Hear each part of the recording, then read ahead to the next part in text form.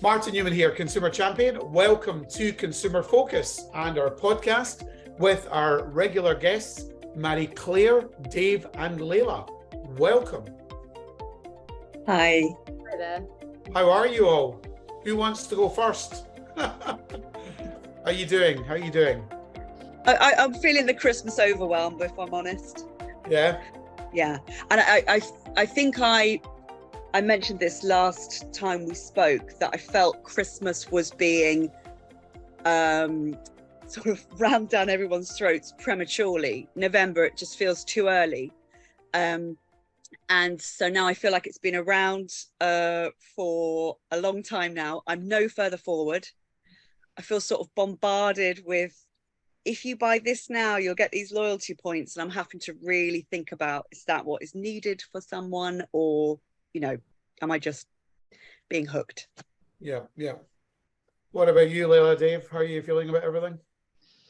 Yeah, I'm similar actually to Marie-Clare. It seems to have crept up a lot, and because I think work has been very overwhelming. Obviously, if you work in the creative industry, all the deadlines are Christmas, so that's one thing. And then obviously having all of the kind of Christmas, Christmas shopping list, Christmas tree, and all that stuff to do on top of it. It just does feel quite over. It feels like I need to take a week's annual leave just to catch up on myself.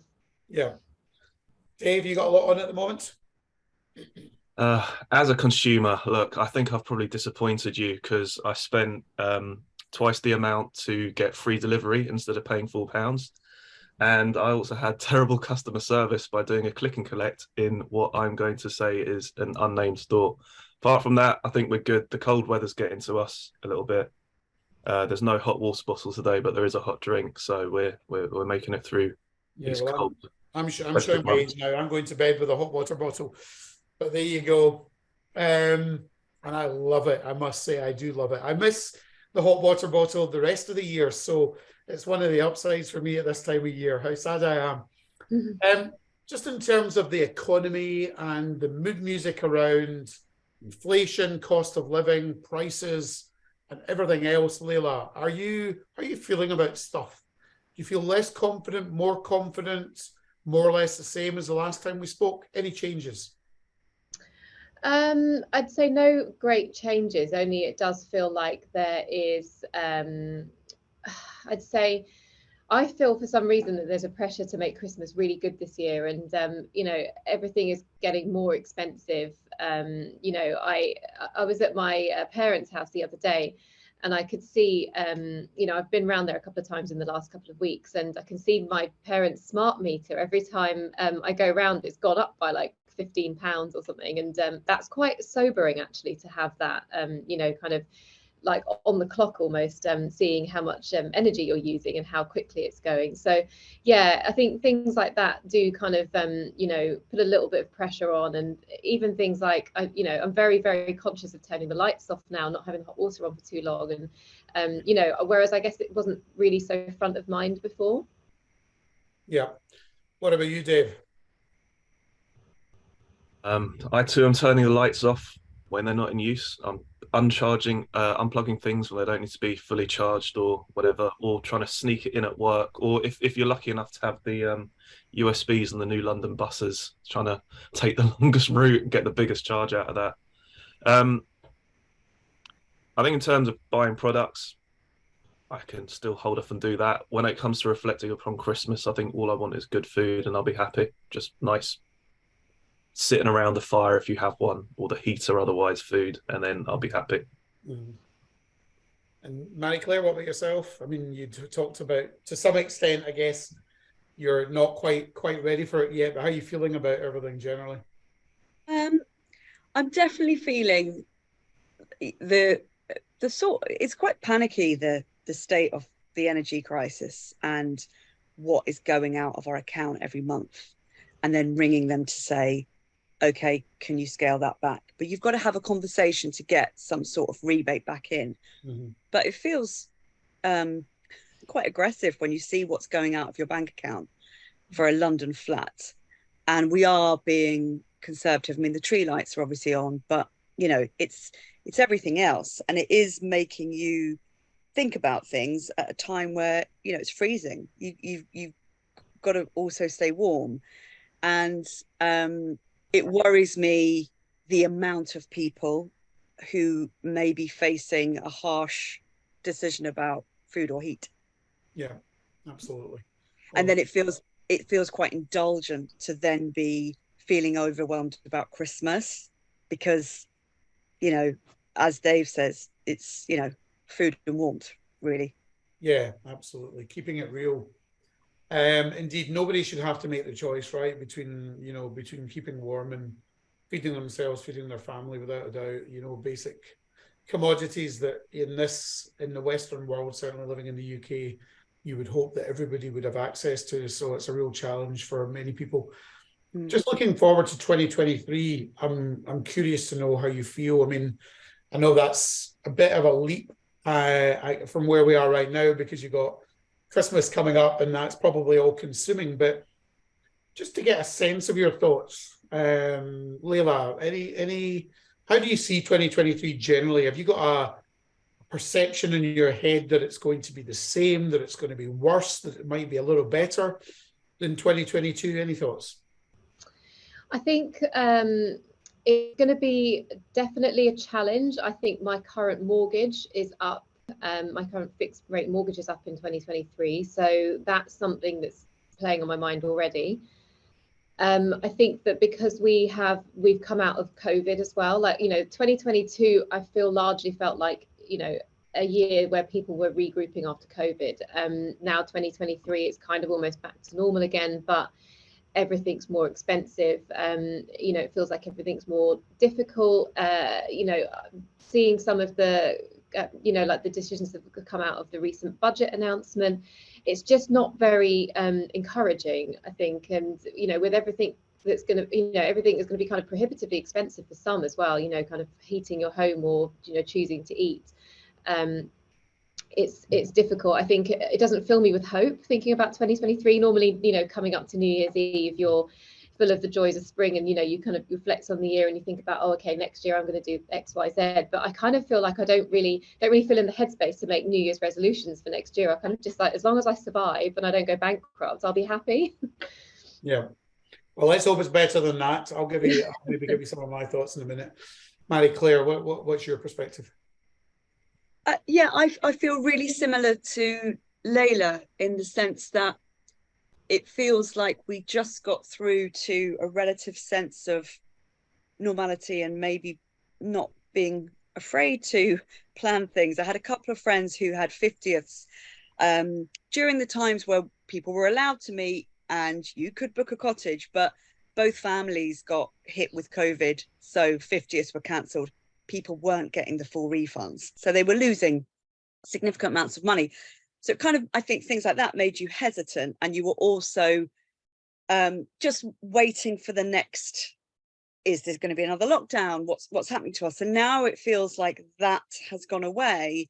Suddenly it feels like it's scary on a different level, you know, a different way to sort of just be cautious. And I understand what Leila means when she says it's, you know, just hope for the best and don't plan too much. That's how I feel. Just want to survive. Yeah. Dave, anything to add to that? I want to give like a silver lining or something, so I'll smile when I deliver my words.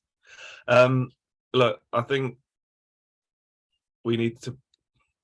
it's a good time to be quite reflective of what you are fortunate to have, and tomorrow will come, even if it seems like a long way away. So I can't tell you what 2023 is going to look like. I think just a lot of the learnings of the last few years, with hopefully a bit more freedom and a tiny little tipping bit of risk. Just if you know, it would be great to book an entire villa to myself, maybe invite some friends over. But yeah, then you are hit with the fact that it will be more expensive. You might not get your refund, and I'd imagine across the board that's probably happening with a lot of consumers wanting to take the leap, but having that initial fear.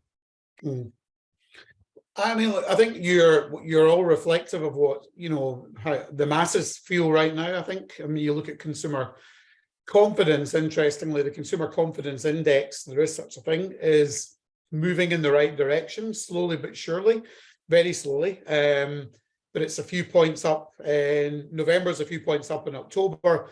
October was a couple of points up in September. I'll give you my tuppence worth, right? And I do tend to be a little bit glass half full.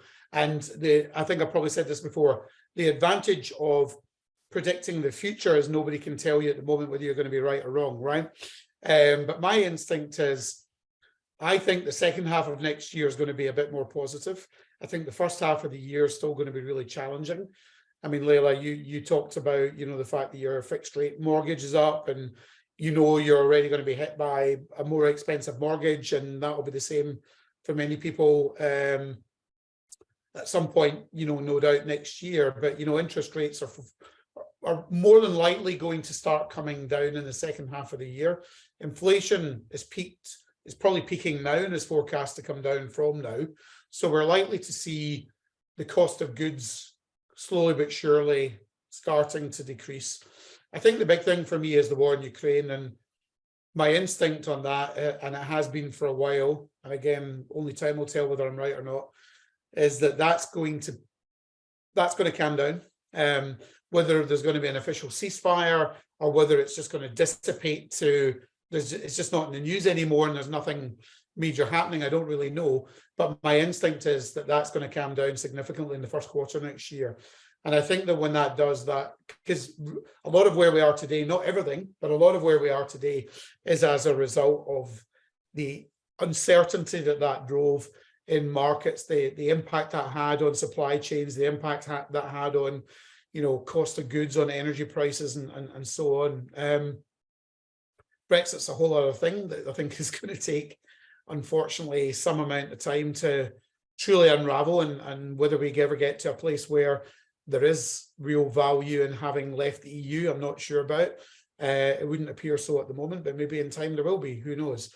But I think in real terms, I think things will start to get a little bit better. And I think that when you start to hear less negativity, or you hear something like the war in Ukraine calming down, and you hear inflation rates coming down, all of this has a knock-on effect with consumer confidence. So I think, Dave, you made a good point when you were talking about, risk and maybe wanting to take a little bit more risk in terms of whether that's booking a holiday or whatever it happens to be. And I think as the mood music starts to change a little bit and become just mildly more positive, and we see that reflected in consumer confidence, improving a little bit, I think that will translate into, people opening up the purse strings maybe a little bit more next year. But the positivity that I'm trying to bring, that I think might feed through next year, we're probably not really going to see that until the second half of the year. So I'm still thinking the first half of the year is going to be tough, but the changes in inflation going the right way, interest rates maybe reducing a bit, the war in Ukraine calming down, hopefully will settle everything down, but we probably won't see necessarily the output from that or the positivity from that coming through in terms of our change in behavior until the second half of the year. That's my instinct. We shall see what happens. I want to talk a little bit now about loyalty. And of course, we always touch a bit on this on all of our conversations. And I just want to open it up initially and see who wants to answer the first question. But I want to ask you, what do you think in your mind makes you loyal? Keen to know what would make you loyal, what does make you loyal. Who would like to offer up an opinion on that? I don't know if I'm allowed to name check the store. You can name check whoever you want. Okay, so I've always maintained John Lewis were the standard bearer for great customer service, having grown up with never knowingly undersold, and that being a very real thing. Like if my mum found something cheaper, she could come and say, oh, I don't know if she ever did, but it was there that they would always honor a discount. And that you could, in John Lewis, you could take something back without a receipt for a very long time. There was a sense of trust, and also how they treat their staff as partners, and that all filtering into Waitrose, etc. I've never really had a bad experience until I ordered something to be delivered to a friend, and I ordered that early because I just thought, look, I've seen it, order it, get it delivered. and I was getting it sent to her mum's house because she works 5 days a week. I kept saying, oh, has it arrived? Has it arrived? No. And that just felt a bit strange for John Lewis. And then I looked at the courier, and it's Every. So they just had tried to deliver it once, and then there was a sign constantly on my tracking notice saying, we'll keep trying, but they hadn't tried again at all. So I was on a chat yesterday with a real person, not a bot, with John Lewis. And I was saying, look, this has now been a month. I, to be fair, haven't been chasing it, but what's happened? And she sort of came back and said, oh, we can see that, you know, it just got lost. So do you want a refund, or do you want us to redeliver? And it didn't feel like the John Lewis customer service experience. And it felt like, obviously, they've been let down by their courier, but it just didn't feel like there was anything that, and eventually it was, well, we can give you a £10 e-gift card, which is nice. I don't really know what I wanted them to do, but it felt like I would never normally not be able to rely on them. Yeah. And you said it was Every that was the courier, was it? Yes. Interesting choice on their part. All you need to do is go and search on Twitter for what people are saying about couriers to get some feedback on how they're performing at the moment. Of course, that's not across the board, but I think they've got some challenges. It's really interesting, and I wonder how much of that comes down to, I mean, they could have outsourced that. It could be, who knows, it could be any number of reasons why you feel that that's changing. It could be literally down to the fact that, of course, their model is a partnership model, and everybody that works in the business has, in theory, a stake in the business and gets some reward at the end of the year. But unfortunately, at the moment, they're not getting that reward because the business is unprofitable. And I wonder whether that's now feeding through to changes in service and how, you know, customers are being served in the first place. It'll be an interesting one to keep an eye on. But what you're saying essentially is great service, along with their never knowingly undersold price proposition, made you and your mother really loyal customers for as long as you can remember. Yeah, and I feel like and that's been all my life, really, from being a kid. Yeah. And now I just think, oh, is it changing? And it will be really disappointing if that goes. Yeah, interesting. Leila, what about you? What makes you loyal, and any examples you could share? So I think that their brands kind of, in order to kind of make you loyal, I guess they have to first prove themselves by, you know, being reliable and being consistent. I mean, to Marie-Clare's point about Every, I could reel off a whole list of horror stories about them, you know, and they have genuinely stopped me from using a brand, and it's not necessarily the brand's at fault at this point. But yeah, I think, you know, in terms of delivery, if you're ordering online, for example, I think keeping in touch with you every step of the way is really, really key. You know, so no matter what they're doing, you know, obviously I don't like being spammed by loads of emails, but I do like getting lots of emails to say, oh, your order's it's in the warehouse now, it's being packed, it's being shipped. And I'm like, okay, that's great. I know what's happening. I know when I can expect it. If they text you, then great. I think there is a tipping point between those kind of, that email comms being from going into kind of helpful to overkill, you know, when you feel like you're just being spammed. And I think that does actually, it's quite puts you off a little bit. I think when you know, like, so there's the consistency point, and I think also kind of giving you content around that, you know, if it is by email, for example. I have I started recently I tried out a coffee company called Exhale Coffee, and they're this kind of new startup, and you know, it's quite expensive, but it's supposed to be really good coffee. I actually didn't like the coffee, but I kept on their email list because their emails are very interesting, and they have a lot of, like, they kind of every week they'll give you content, but it's health related, and it's kind of you know, it's not necessarily, it is selling you, but it's kind of, it's that the higher proportion of it is geared towards actually educating you and kind of giving you good content. So I think that's important as well, if they have that kind of content campaign around it, but it has to be relevant to you. Yeah, so certainly delivering the basics and consistency, you know, in service and treatment and customer experience are the core drivers, and then when they communicate communicating on a more personal level, more personalized level, more relevant, and not just pushing stuff all the time. I call that the move from push to pull marketing. So taking people on the journey, building a relationship. Dave, what about you? Yeah, I've been thinking about this one, and I've been thinking of maybe I've devised two kinds of loyalty. This is just lying around, so please don't judge me. And for those that are listening and not watching, I've got a Nando's peri peri lemon and herb sachet of hot sauce, and I've, even though I'm vegetarian now, I've always had like a loyalty to it, because I think what they managed to successfully do is put this entire culture behind, you know, go and have the hottest chicken, go do it with your mates, see who could bet against each other. And then I don't know whether they came up with it or the community came up with it, but the phrase cheeky Nando's has become like part of the vernacular across the UK, which confuses Americans. But yeah, I think that experience of hot food, being with friends, socializing, music, and that experience, I guess, made me loyal until I became a vegetarian and stopped eating chicken. And then the second one would be like the forced loyalty, because, you know, I'm still really disappointed that I need to always have a key fob on me when I go to Tesco in order to get club card points, which are for my mum, very generous, but I need that to get the lower prices. And I feel that's quite a forced loyalty scheme. Is if it's a club card, it's not the kind of club that I'd want to go and hang around in. And I guess, actually, you know what, let me add a third one, is because I've given you the big companies, those that are on the stock exchange and stuff.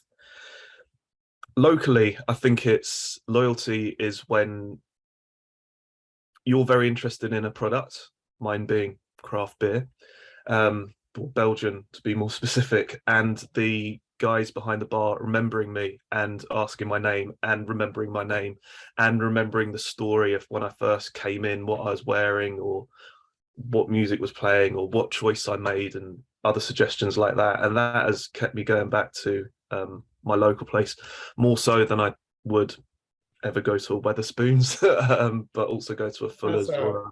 That is a really interesting point, the last point. And yeah, I'll explain why, because I think that one of the things that the bigger brands that you've mentioned, or in general, bigger businesses, as they've grown and they've opened up more and more stores, more and more points of sale throughout the United Kingdom, be that retailers, be that food, restaurants, whatever it happens to be, what a lot of them have lost, in my opinion, is they've lost that local touch. Because as they built these head offices, they've given all the control and the power to people sitting centrally somewhere about all the decisions about the experience you would get when you go in. So let's imagine that Belgian craft brewery bar or retailer that you go to. Let's imagine they became a big monolithic high street brand across the UK. I'll bet you anything you want, they'll set up a head office somewhere, and that head office will determine what the product should be across all of the branches, and it will be homogenous. It will be the same no matter where you go. The people that work in there won't be encouraged or empowered to deliver the level of service or experience that you're really looking for, and therefore you won't get the experience you just described, that really nice personal experience you get with an independent brand. And if you look at even a business like Timson, where you get your keys cut, your shoes rehealed, every person that works in that branch, whether they've been there for a day, a month, a week, or 10 years, they're all empowered to make decisions for customers, such as discounting, setting up new promotions, maybe because somebody in some competitive brand is doing something, or giving compensation to a customer if something has been damaged. And I think we've really lost that idea of local empowerment and how that can really drive, the experience for consumers in a more local area. Leila, Marie-Clare, is that something you identify with as well, as a thought or an experience, or you think it could be an opportunity? Yeah, I remember you saying about Timpson and the empowerment that they have, and I always used to see that more with Pret.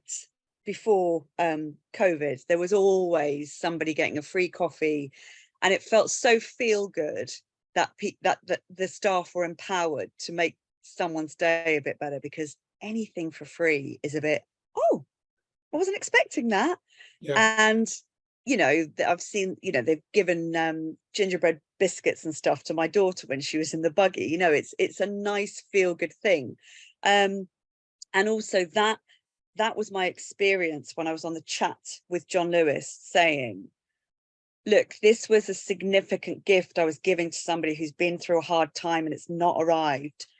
And I just feel like what you're saying to me is just, we're really sorry we didn't deliver on the customer experience. And it felt really cut and paste. And she was, that's all I can do. She wasn't empowered to, and that doesn't feel very John Lewis. She wasn't empowered to do anything. And I feel where I live in Bermondsey, we're close to Bermondsey Street, which is far from having any kind of chain stuff.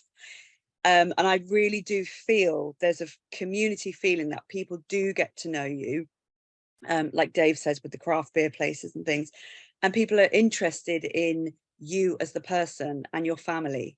And that lack of empowerment that you just described, I mean, I can't obviously talk for John Lewis, so I don't know that this is necessarily their strategy, but my instinct is that is because there's too much focus on the cost to serve. Because when we focus on the cost to serve, we make decisions like, you know what, we want to empathize with Marie-Clare when somebody contacts customer service. Let's be really empathetic. But in reality, we're not really there to solve a problem. We're not really there to resolve something. And what we should be doing is we should be focusing on that, and we should be doing all we can, because that's what brings you back.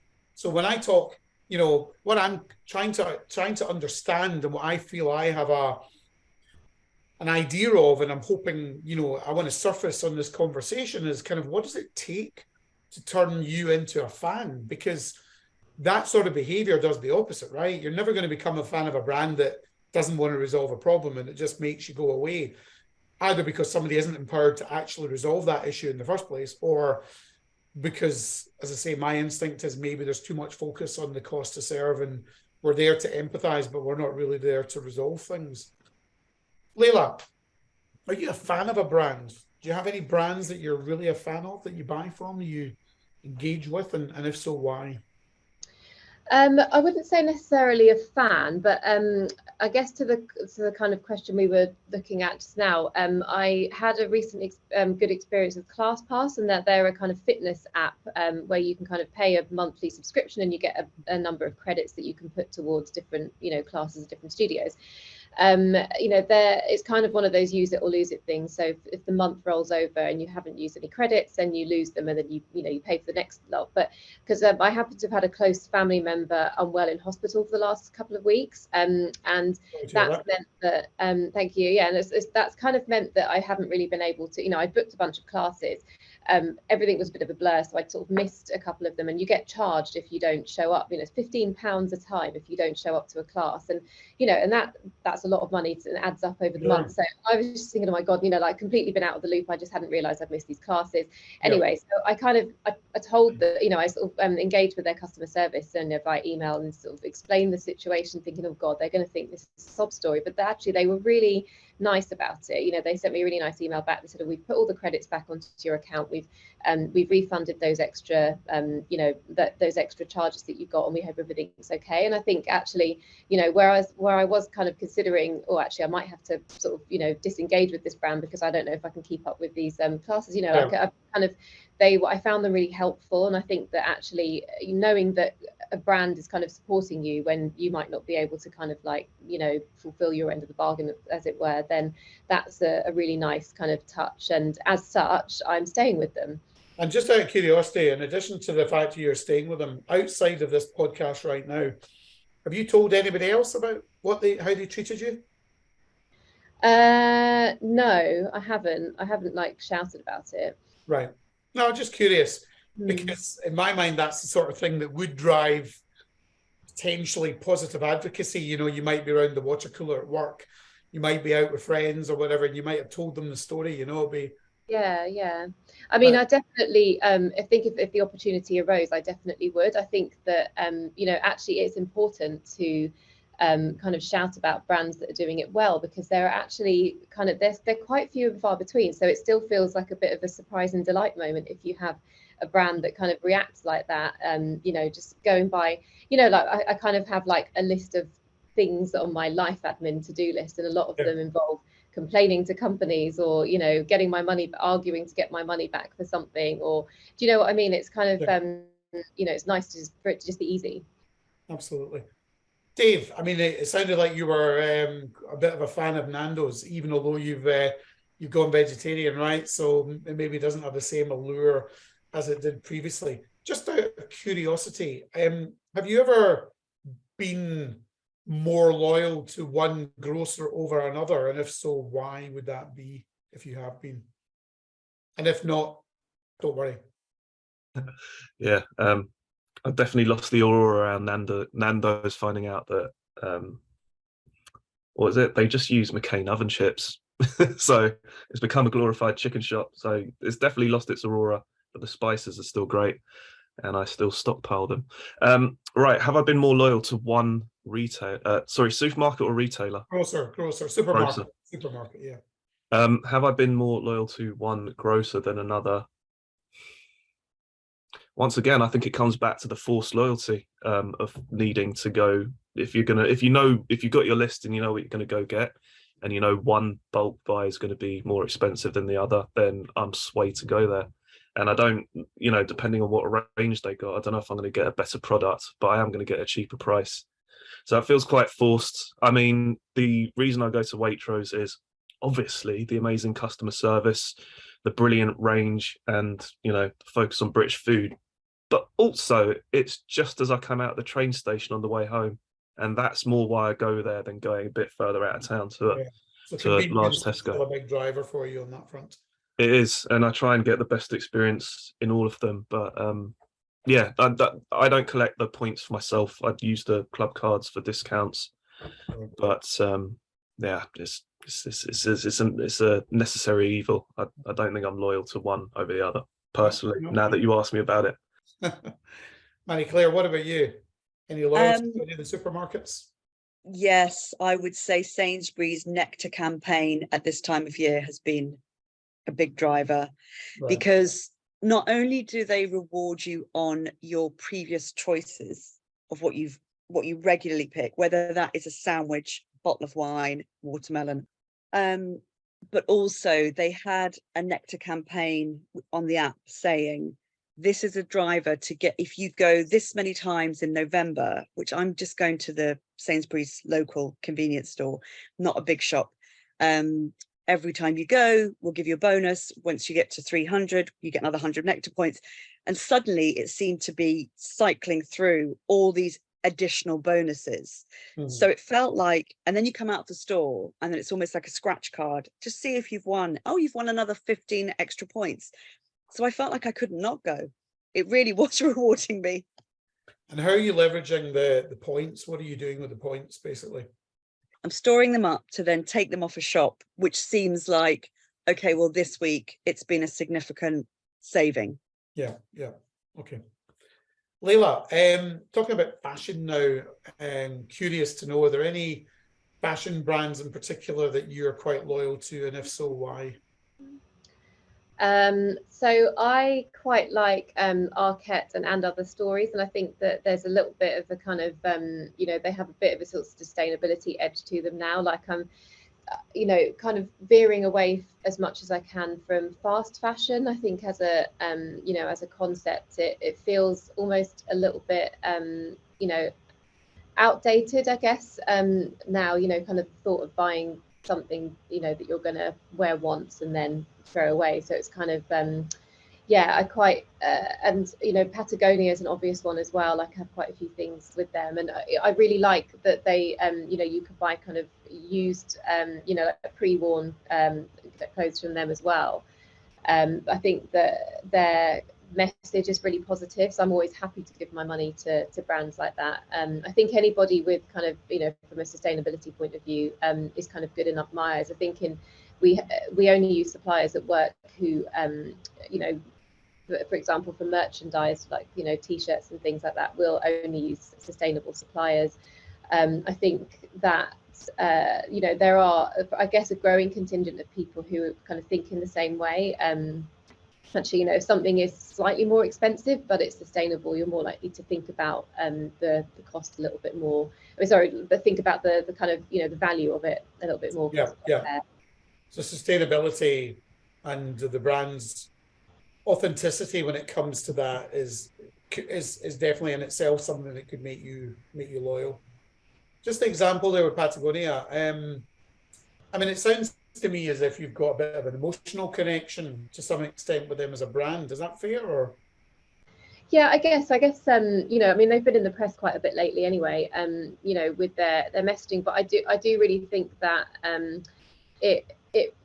I guess as a kind of lone consumer or a lone kind of human by yourself, you think, well, actually I can make sustainable choices, but how much difference can I really make, just little old me by myself? But actually, if you've got a big company who kind of shares those values and is, using a kind of their collective force to do good and to influence others as well. So I think, the kind of like the press campaigns and all of the kind of publicity that they do around it, is kind of that, it's kind of helping to create a kind of ethos that's seeping through to other brands as well. So I think, in time, hopefully it's a brand that's leading by example, I would say. So it's only going to have a positive effect on other people as they see how customers respond. Absolutely. Well, I think interestingly, the way you describe them, if I went back and asked you the question again about are there any brands that you're a fan of, I think you would probably say that you were a fan of Patagonia, and I guess that's where I'm going. My belief is that it's not the starting point is not trying to turn a customer into a fan, but I believe there's a very big difference between how we feel as consumers about a brand that does treat us well, that does look after the environment, that does have good purpose, that has got good values, that is authentic, delivers good service, is consistent, and so on and so forth, looks after its own people, never mind its customers, that all of the above actually starts to change how we feel emotionally about a brand and about a business, which I think can actually start to, transition us from being customers to being a fan, basically. And of course, when you are a fan, whether you think of yourself as a fan or not, but when you are a fan and you have got some emotional connection and attachment to the brand, you tend to think of that brand before others. They tend to be top of mind when you're making decisions about, what you want to eat, where you want to go, who you want to buy, what you want to buy. So I think that for me, these elements are the things that become the core drivers of loyalty, and that a points program can certainly have an effect, and it's certainly having an effect with Marie-Clare and the decisions you're making within, and I think it's completely fair, within the grocery sector, within supermarkets. But I think there's more than that. And I think that if you can do all of those other things really well, you can drive loyalty on its own without a points-based program. Whereas a points-based program on its own is less likely to be effective unless you're doing some of those other things, if not all of those other things, well, and proving that you're a truly customer-centric business. Can I go back as Please. well to add that I didn't realize till quite recently that Co-op have a really good loyalty scheme where they actually give back to a nominated local community. Yeah. So you can give your points to them. And that's bringing you into the Co-op? Yes, definitely. Yeah. Okay. Well, it's a great example, right? And I mean, Waitrose did that for many, many years. I don't know if they still do, but I know they did, where you used to get your little green counters and you'd put them in the community initiative or charity that you wanted to support. So there's definitely something in that for sure. Listen, I really enjoyed this as always. I'm sorry to hear that you're all still generally feeling the toughness of the environment that we're in at the moment, but I wish you and your families a very healthy, happy Christmas. And my belief that 2023 is going to be a better year, albeit we probably won't necessarily really feel that until the second half of the year, but I think it's going to be a better year. That's my instinct. So we shall see what happens. Thank you, Marie-Clare. Thank you, Dave. Thank you, Leila, for sharing your thoughts as always. Hopefully the brands that listen to this today learn a little bit more about what it takes to be not only customer centric, but how you can drive loyalty, not just with a points-based program, but over and above that, and that you get a sense of how our consumer panel are feeling about things. And I'll look forward to touching base with you again in January and seeing how you feel about the world at that point as well. This has been Martin Newman. Thank you again for joining Consumer Focus, and look forward to seeing you all after Christmas. Have a good Christmas, have a good New Year, and see you in January. Thank you very much.